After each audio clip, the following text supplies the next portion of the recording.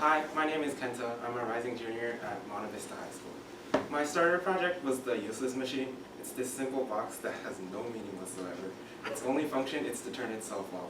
When on the top, there's a lever on the top, and when you switch it on, the motor inside rotates so that the arm comes out of the box and turns the switch off. When that happens, the motor turns into the opposite direction so that the arm returns back into the box and rotates until it hits a snap switch and the contraption stops. So my main project here is this glove-controlled robotic arm. And this project consists of two parts, the glove and the each finger controls a different axis of the servo motors on the arm, and bending the fingers will control the arm. I chose this project because I'm very passionate about robotic arms capable of doing jobs that humans cannot do, whether it's from manufacturing or surgery. So the thumb controls the rotation of the arm, the index finger controls the main axis, the middle finger controls the secondary axis, finally the ring finger controls the gripper. And all of these functions can happen simultaneously.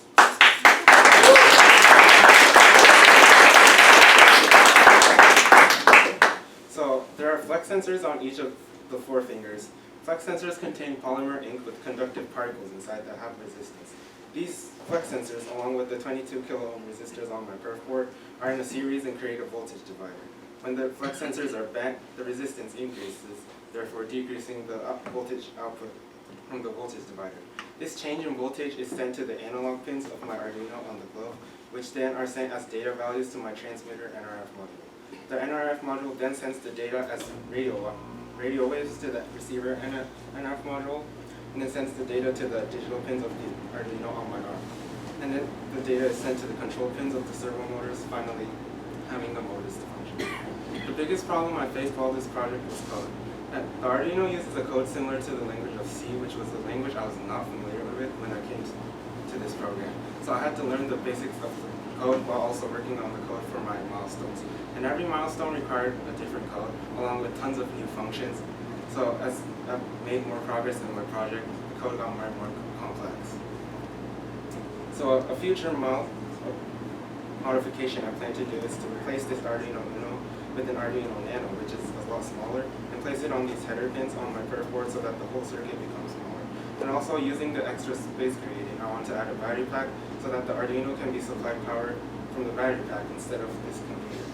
And overall, I had lots of fun making this project as I was able to learn both the fundamentals of electrical and software engineering. And my experience in code, especially since it was my first time, will help me in the future because coding is now like a basic part of every engineering. Thank you.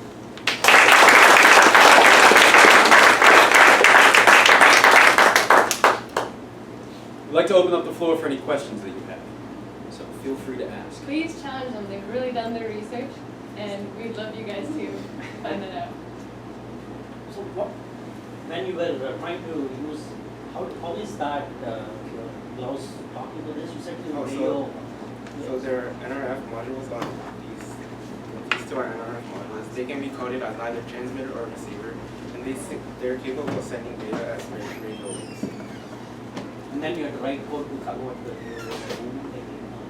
Also, like the flex sensors can print values in the serial monitor in the Arduino program. And these, whenever I bend my flex sensors, the values that are displayed changes, and these changes are sent from the glove to the arm, and they're displayed through the circuit. It's very cool. Would you be able to extend this to like perform a task through the kitchen? Of course, there's a limit to 6 weeks, so. Next week.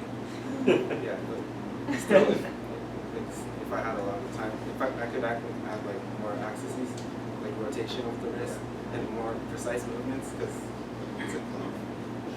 Yeah.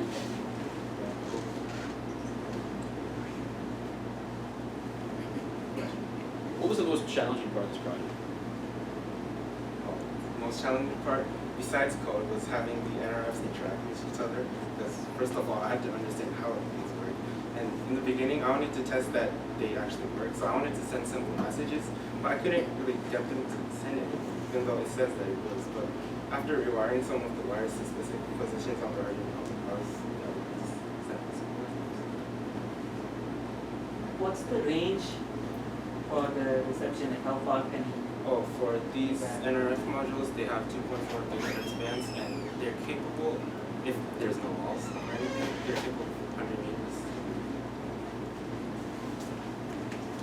What were the most useful tools for debugging the analog and digital parts of the system?